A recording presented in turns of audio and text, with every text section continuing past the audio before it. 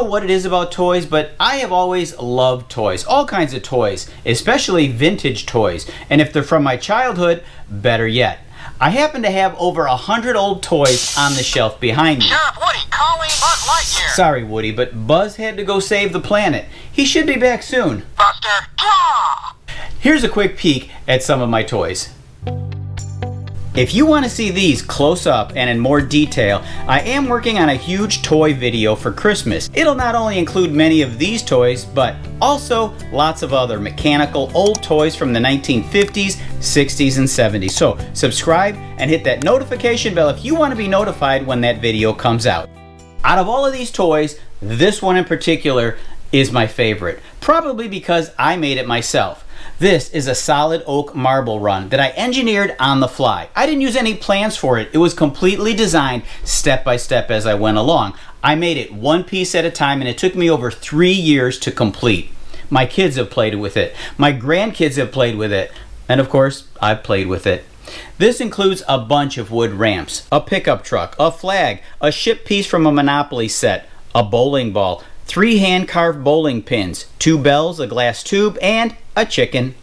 All of these parts work together to deliver a marble from the very top to the bottom. I've showed this in a previous video, but I didn't spend a lot of time discussing it. So let's take a look inch by inch so you can see the painstaking detail and thought that went into this project. This handle at the top is more than just a handle.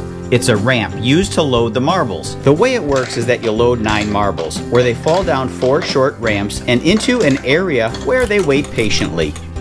The 10th marble is the trigger. With the 10th marble, you let it roll down towards the right side. It rolls through the truck window and out the tire.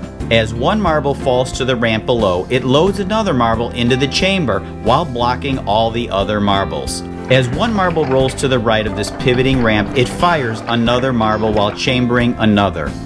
This controlled release method took hours of adjusting to get it to work correctly. The small ship bobs in the waves.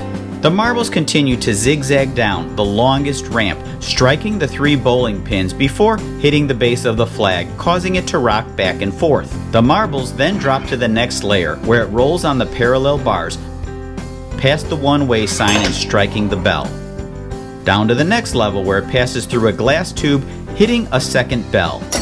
Here it passes through a switching mechanism where there are 2 paths. The marbles take turns passing through this gate. One way down is across some more ramps and ends with a back and forth seesaw and out the hole into the holding tray.